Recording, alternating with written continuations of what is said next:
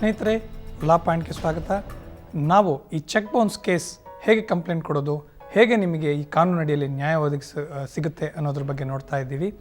ನಾನು ನಿನ್ನೆವರೆಗೆ ಹೇಳಿದ್ದೆ ಕಂಪ್ಲೇಂಟ್ ಹೇಗೆ ಕೊಡೋದು ಅನ್ನೋದು. ನೀವು ನೋಟಿಸ್ ಎಲ್ಲ ಕೊಟ್ಟ ನಂತರ ನ್ಯಾಯಾಲಯದ ಮುಂದೆ ಆ ನಿಗದಿತ ಸಮಯದೊಳಗಡೆ ಕಂಪ್ಲೇಂಟ್ ಫೈಲ್ ಮಾಡಬೇಕಾಗುತ್ತೆ. ಇದನ್ನು ನಾವು ಪ್ರೈವೇಟ್ ಕಂಪ್ಲೇಂಟ್ ಅಂತ ಹೇಳ್ತೀವಿ. PCR ಅಂತ ಕೂಡ ನಾವು ಅದನ್ನು ಹೇಳ್ತೀವಿ. ನೀವು ಆ ಒಂದು ನಿಗದಿತ ಸಮಯದೊಳಗಡೆ ನಿಮ್ಮ ಅಡ್ವೊಕೇಟ್ ಮುಖಾಂತರ ನ್ಯಾಯಾಲಯದ ಮುಂದೆ ಬರಬೇಕಾಗುತ್ತೆ. ಅಲ್ಲಿ ನೀವು ಈ PCR ಅಂತ ಪ್ರೈವೇಟ್ ಕಂಪ್ಲೇಂಟಲ್ಲಿ ನೀವು ಎಲ್ಲ ವಿಚಾರಗಳನ್ನು ವಿಶದವಾಗಿ ಕ್ಲಿಯರ್ ಆಗಿ ನೀವು ಡೀಟೇಲ್ ಆಗಿ ಮೆನ್ಷನ್ ಮಾಡಬೇಕಾಗತ್ತೆ.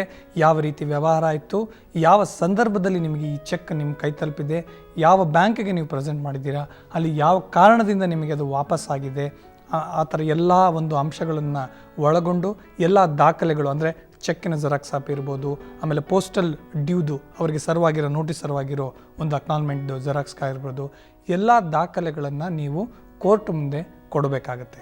ಆ ಕೋರ್ಟ್ ಅದನ್ನು ನೋಡಿಬಿಟ್ಟು ಒಂದು ಡೇಟ್ಗೆ ಪೋಸ್ಟ್ ಅಂತ ಮಾಡ್ತಾರೆ. ಆ ಪೋಸ್ಟ್ಗೆ ನೀವು ನೆಕ್ಸ್ಟ್ ಡೇಟ್ಗೆ ನೀವು ಹೋಗಬೇಕಾಗತ್ತೆ. ಅಷ್ಟರೊಳಗೆ ಅದಕ್ಕೆ ಒಂದು ಕೇಸ್ ನಂಬರ್ ಅಂತ ಕೊಟ್ಟಿರ್ತಾರೆ, ಆ PCR ನಂಬರ್ ಅಂತ ಕೊಟ್ಟಿರ್ತಾರೆ. ಅದನ್ನು ನೆಕ್ಸ್ಟ್ ಡೇಟ್ನಲ್ಲಿ ನೀವು ಹೋದಾಗ ಯಾರು ಕಂಪ್ಲೇಂಟ್ ಕೊಟ್ಟಿರ್ತಾರೋ ಅವರು ಕೋರ್ಟ್ ಮುಂದೆ ಖಂಡಿತವಾಗ್ಲೂ ಬರಲೇಬೇಕಾಗುತ್ತೆ. ಬಂದು ಅವರು ಅಲ್ಲಿ ಒರಿಜಿನಲ್ ಡಾಕ್ಯುಮೆಂಟ್ಸ್ನೆಲ್ಲ ಪ್ರೊಡ್ಯೂಸ್ ಮಾಡಬೇಕಾಗುತ್ತೆ. ಒರಿಜಿನಲ್ ಚೆಕ್ಕು, ಆ ಬ್ಯಾಂಕಿನ ಎಂಡಾರ್ಸ್ಮೆಂಟು, ಇವುಗಳೆಲ್ಲವುಗಳನ್ನು ಅವರು ಪ್ರೊಡ್ಯೂಸ್ ಮಾಡಬೇಕಾಗುತ್ತೆ. ನ್ಯಾಯಾಧೀಶರು ಅದನ್ನೆಲ್ಲ ನೋಡಿಬಿಟ್ಟು ಕೇಸ್ನ ಅಕ್ಸೆಪ್ಟ್ ಮಾಡ್ತಾರೆ. ಆವಾಗಲೇ ಅದು ಕೇಸ್ ನಂಬರ್ ಆಗಿ ಕನ್ವರ್ಟ್ ಆಗುತ್ತೆ. ಈ ಕೇಸ್ ಕನ್ವರ್ಟ್ ಆದಾಗಕ್ಕೆ ಅವ್ರಿಗೆ ಯಾವ ಪ್ರತಿವಾದಿ ಯಾರ ಮೇಲೆ ನೀವು ಕಂಪ್ಲೇಂಟ್ ಕೊಟ್ಟಿರ್ತೀರಾ ಅವರಿಗೆ ಸಮನ್ಸ್ ಅಂತ ಜಾರಿ ಆಗುತ್ತೆ.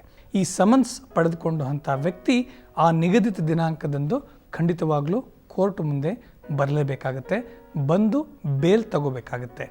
ಸಪೋಸ್ ಅವ್ರು ಬಂದು ಬೇಲ್ ತಗೊಂಡ್ರೆ ಅವ್ರು ನ್ಯಾಯಾಧೀಶರಿರ್ತಾರೆ, ಅವ್ರು ಅದನ್ನು ಕೇಸನ್ನ ಮುಂದುವರಿಸ್ಕೊಂಡು ಹೋಗ್ತಾರೆ. ಆಮೇಲಿಂದ ಯಾರು ಈ ಕಂಪ್ಲೇಂಟ್ ಇರ್ತಾರೋ ಅಂದರೆ ಯಾರ ಮೇಲೆ ನೀವು ಕಂಪ್ಲೇಂಟ್ ಕೊಟ್ಟಿರ್ತಾರೋ ಅವರು ಒಮ್ಮೆ ಬೇಲ್ ತಗೊಂಡ್ರೆ ಪ್ರತಿ ಡೇಟ್ಗೂ ಕಡ್ಡಾಯವಾಗಿ ಅವರು ಕೋರ್ಟಿನ ಮುಂದೆ ಹಾಜರಿರಬೇಕಾಗಿರುತ್ತೆ. ಸಪೋಸ್ ಅವ್ರು ಬರಲಿಲ್ಲ, ಆ ದಿನ ಸಮನ್ಸ್ ದಿನ ಬರಲಿಲ್ಲ ಅಂತಂದಾಗ ಅದೇನಾಗುತ್ತೆ, ವಾರೆಂಟ್ ಅಂತ ಪರಿವರ್ತನೆ ಆಗುತ್ತೆ. ವಾರೆಂಟ್ ಅಂತಂದಾದಾಗ ಪೊಲೀಸರು ಅವ್ರನ್ನ ಅರೆಸ್ಟ್ ಮಾಡುವ ಅಧಿಕಾರ ಇರುತ್ತೆ. ಅರೆಸ್ಟ್ ಮಾಡಿಬಿಟ್ಟು ಇನ್ನೊಂದು ದಿನಾಂಕ ಯಾವುದಿರುತ್ತೆ ಅದ್ರ ಮುಂದೆ ಪ್ರೊಡ್ಯೂಸ್ ಮಾಡ್ತಾರೆ. ಅಥವಾ ಆ ನಿಗದಿತ ದಿನಾಂಕದ ಮುಂಚೆ ಕೂಡ ಬೇಕಾದರೆ ಅವರು ಅರೆಸ್ಟ್ ಮಾಡ್ಬೋದು.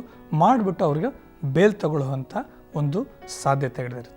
ಈ 138 ಕೇಸು ಹೇಗೆ ಮುಂದುವರಿಯುತ್ತೆ, ಹೇಗೆ ನಿಮಗೆ ನ್ಯಾಯ ಸಿಗುತ್ತೆ ಅಂತ ಮುಂದಿನ ಸಂಚಿಕೆಯಲ್ಲಿ ನೋಡೋಣ. ನಮಸ್ಕಾರ.